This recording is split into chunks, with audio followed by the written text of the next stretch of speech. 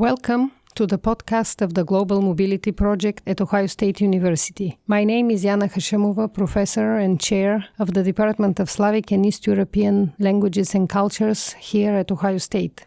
The Global Mobility Project integrates the insights of the arts, humanities, and social sciences to facilitate a conversation of how local culture and individual decision-making inform and reflect the complex global forces behind mobility. During 2017 and 18 school year, we will be hosting a lecture series on the topic of immigrants and refugees' comparative experiences. Today's guest is Tomislav Longinovic. He is professor of Slavic, comparative literature and visual culture at the University of Wisconsin-Madison and published fiction writer in both English and his native Serbo-Croatian. He is currently a senior fellow at the Institute for Research in the Humanities, and his academic books include Borderline Culture, 1993, and Vampire Nation, 2011. He is completing a book manuscript entitled The Secret of Translation, Emerging Border Cultures. At Ohio State, he is giving a talk entitled The Balkan Route, Space, Translation, Imagination. This is the first question I would like to address to Toma. A world without borders seemed certain with the end of the Cold War. Yet today, there are more than 65 million refugees and 253 million migrants worldwide. What is the role of the humanities and arts in addressing this global challenge?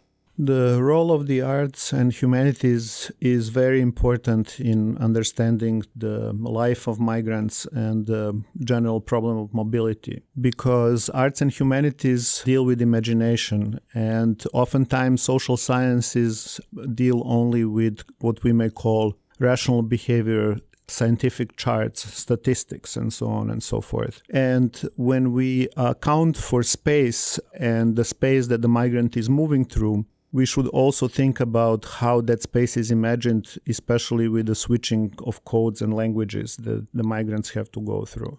So the space in that sense is not only a space of physical movement, it is also a space of imagination. And my work is really referring to that space as an intersection between the psychic space on the one hand and physical space on the other. How are these spaces imagined by the migrants? How do they experience them? Is it really traumatic experience? Is it enriching experience? And, how can we from the humanities and art side help in understanding the issue holistically rather than just through a number of refugees that move through these spaces, rather than just taking them as statistical data.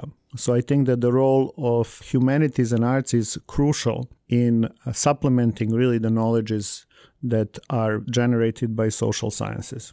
Thank you. And this leads me to the second question. There are complex reasons why people are on the move, from war and violence to economic insecurity to environmental change. Based on your research on cultural translation, what does it mean to leave home?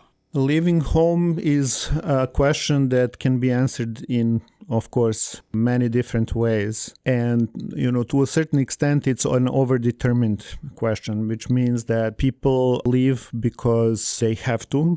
People also leave because they want to. And some people are forced to leave, obviously, because of war and violence. And this is one of the major things that contributed to our focus on studying, migration cultures. The 2015 refugee crisis that has affected Europe in disproportional extent. It is interesting that there are many more migrants and migrations happening in the other parts of the world, but we did not pay attention to it until it actually hit Europe, the sort of center of Eurocentric thinking and, the center of our Western civilization. So it is for those many reasons, and we have, of course, as you mentioned, economic migration, where people obviously live due to some sort of structural violence caused by globalization and the economy, where they can no longer sustain a life in their homes and are seeking better life. War and violence are the other ones, and people who would never probably leave home are forced to leave home and try to make do as migrants wherever they are sent.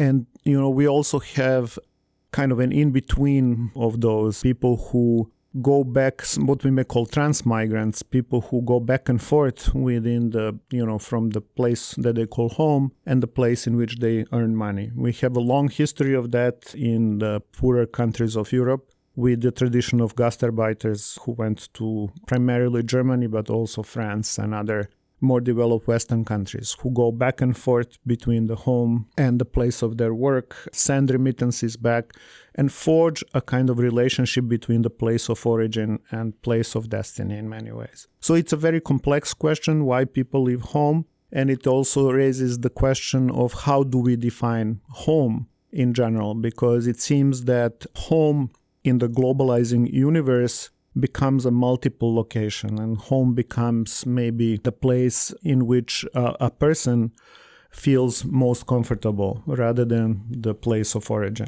Thank you again. And my last question, the influx of refugees and immigrants in Europe and the USA has caused much debate in recent years, even though the largest number of newcomers worldwide is not in the West. And you just mentioned that now it somehow caught our attention. Based on your work, how do communities accept newcomers? What are some of the requirements for a successful integration of the newcomers in the host society?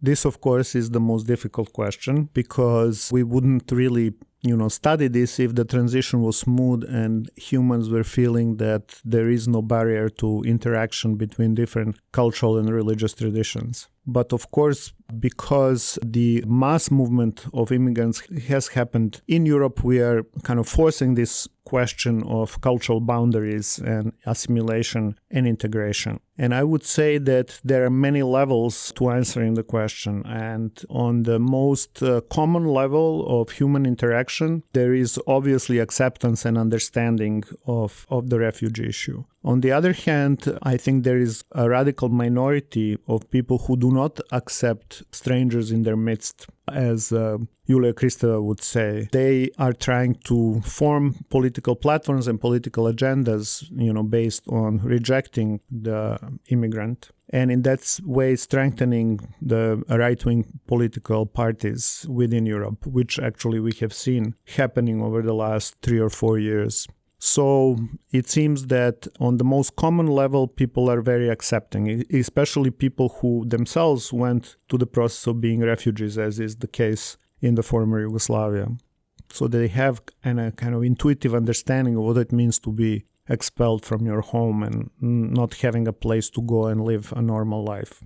And for that reason, I think some of the requirements are that the host states really create a kind of acceptance programs in which issues like intercultural communication will come to the fore, to see, what are the issues and barriers that prevent effective communication between newcomers and local community, to provide them with language programs, obviously with some basic social services as well, and attempt integration in that sense. So it is all a question whether the integration is going to be permanent or integration is just a temporary state as well. Because I'm sure that many migrants who are displaced by the war long for their home and do not want to integrate that much. Also the issue of trans migrants, people who just use basically the Balkan territories as a transition point and want to go to the richer countries in the Western Europe, especially Germany and Austria, are encountering different types of issues when they're in the Balkans, because they treat it just as a kind of empty space that they're just moving through. So it's also very interesting set of issues that emerges there, because most of them are actually moving through countries that are equally poor as the countries that they come from. So then I think there is also a kind of class understanding between the people who are both impoverished and that are actually used to sharing the little that they have. Thank you. Thank you very much, Toma, for your willingness to share your research and your thoughts with us. Thanks. Thank you very much for having me.